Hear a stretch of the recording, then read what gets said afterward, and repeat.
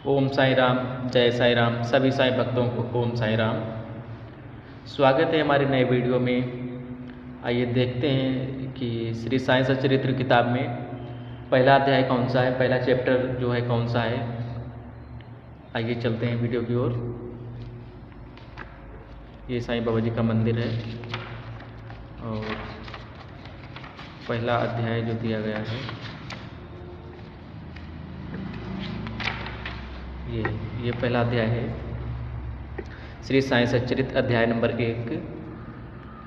जो वंदना है, गेहूँ पीसने वाला एक अद्भुत संत, गेहूँ पीसने की कथा तथा उसका तात्पर्य। आइए विस्तार से देखते हैं इस अध्याय के अंदर क्या दिया गया है।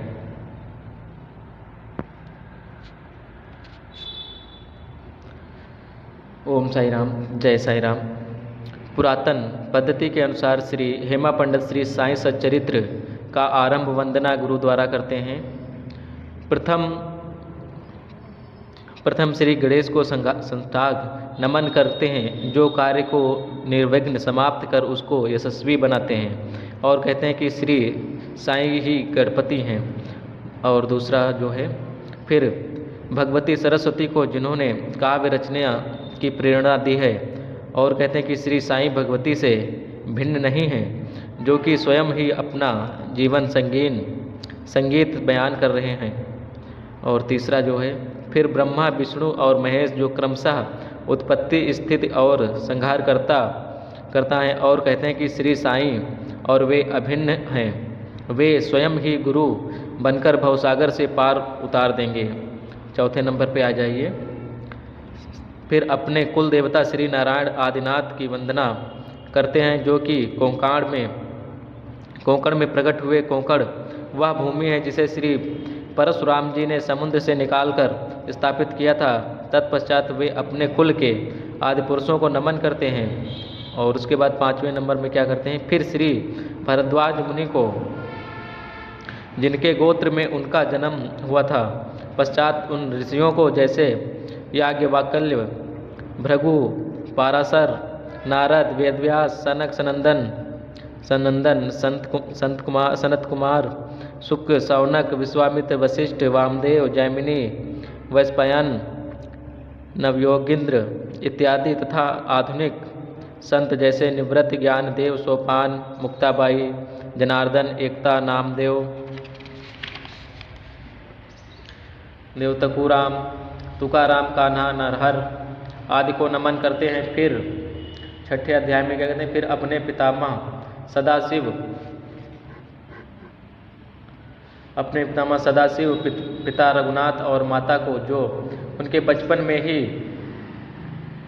गत हो गई थी, फिर अपनी चाची को, जिन्होंने उनका भरण पोषण किया, और अपने प्रिय भ्राता को नमन करते हैं। और 7वें नंबर पे क्या है, फिर पाठकों को नमन करते हैं, जिनसे उनकी प्रार्थना है कि वे एकाग्रित होकर कथामृत का पान करें।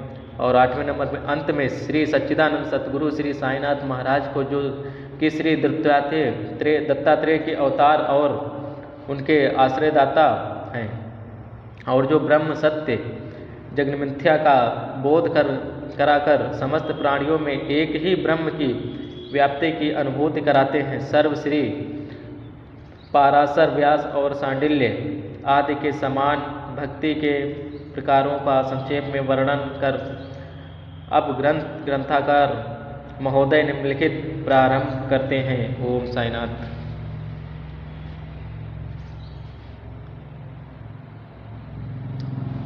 शुरू करते हैं गेहूँ पीसने की कथा।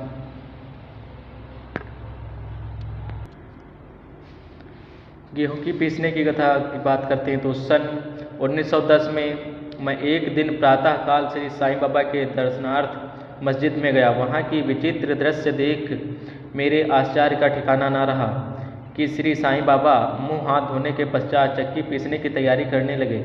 उन्होंने फर्श पर एक टाट का टुकड़ा बिछाकर उस पर हाथ से पीसने वाली चक्की रखी। उन्होंने कुछ गेहूँ डालकर पीसना आरंभ कर दिया। मैं सोचने लगा कि इस बाबा के चक्की पीसने से क्या लाभ है। उनके पास तो कोई भी नहीं है और वे अपना निर्वाह भी भिक्षावृत्ति द्वारा ही करते हैं। इस घटना के समय वहाँ उपस्थित अन्य व्यक्तियों की भी कुछ ऐसी ही धारणा थी, परंतु उनसे पूछने की साहस किसी में नहीं था। बाबा के चक्की पीसने का समाचार शीघ्र ही सारे गांव में फैल गया और उनकी यह भी विचित्र लीला देखने हेतु तत्काल ही नर नारियों की भीड़ मस्जिद में दौड़ने पड़ी। उनमें से 4 निडर स्त्रियां भीड़ को चीरती हुई ऊपर आईं और बाबा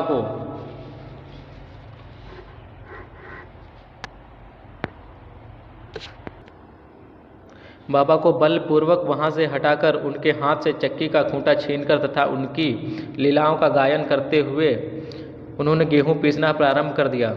पहले तो बाबा बहुत क्रोधित हुए, परंतु फिर उनका भक्ति भाव देख वे शांत होकर मुस्कुराने लगे। पीसते पीसते उन स्त्रियों को मन में ऐसा विचार आया कि बाबा के ना तो घर द्वार है और ना इनके कोई बाल बच्चे हैं तथा ना कोई देख रेख करने वाला है। वे स्वयं भिक्षावृत्ति द्वारा ही अपना निर्वाहन करते हैं, अतः उन्हें भोजन आदि के लिए आटे की आवश्यकता ही क्या है। बाबा तो परम दयालु हो सकता है यह आटा वे हम सब लोगों के वितरण कर दें।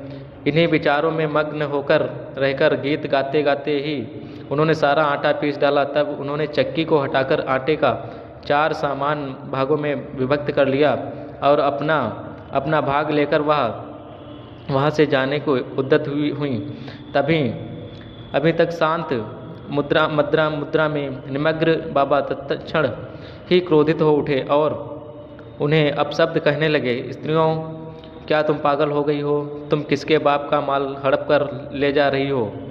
क्या कोई कर्जदार का माल है जो इतनी आसानी से उठाकर लिए जा रही हो? अच्छा, अब एक काम करो कि इस आटे को ले जाकर गांव की मेड़ सीमा पर बिखेर आओ।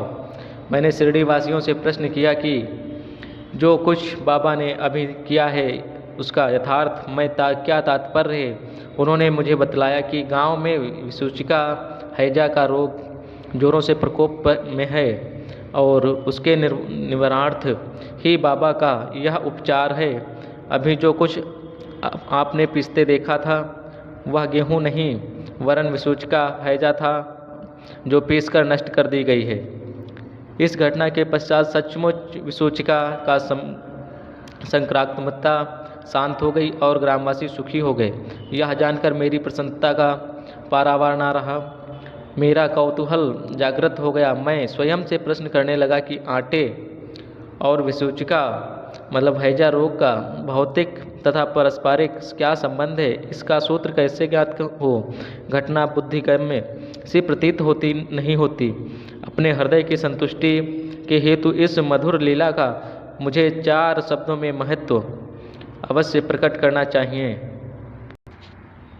लीला पर चिंतन करते हुए मेरा हृदय प्रफुल्लित हो उठा और इस प्रकार बाबा का जीवन चरित्र लिखने के लिए मुझे प्रेरणा मिली। यह तो सब लोगों को विदित है ही कि यह कार्य बाबा की कृपा और शुभ आशीर्वाद से सफलतापूर्वक संपन्न हो गया। आटा पीसने का तात्पर्य क्या था साईं बाबा जी का?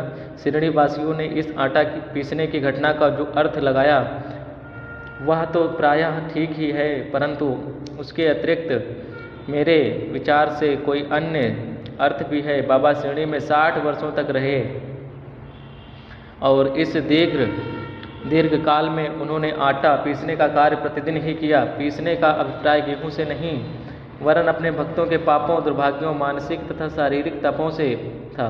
उनकी चक्की के 2 पाटों के ऊपर का भाट भक्ति तथा नीचे का कर्म था। चक्की की मुठिया जिसे पकड़कर वे पीसते थे वह था बाबा का ज्ञान। बाबा का दृढ़ विश्वास था कि जब तक मनुष्य के हृदय में प्रवृत्तियाँ, आसक्ति, घृणा तथा अहंकार नष्ट नहीं हो जाते हैं, जिनका नष्ट होना अत्यंत दुष्कर है, तब तक ज्ञान तथा आत्मानुभूति संभव नहीं है। यह घटना कबीरदास जी की इसके तदनुरूप घटना की स्मृति दिलाती है कि कबीरदास जी एक स्त्री को अनाज पीसते देखकर अपने गुरु निपट निरंजन से कहने लगे कि मैं इसलिए रुदन कर रहा हूँ कि जिस प्रकार अनाज चक्की में पीसा जाता है उसी प्रकार मैं भी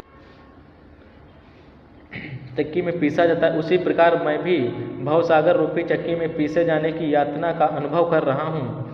उनके गुरु ने उत्तर दिया कि घबराओ नहीं, चक्की के केंद्र में जो ज्ञान रूपी दंड है उसी को दृढ़ता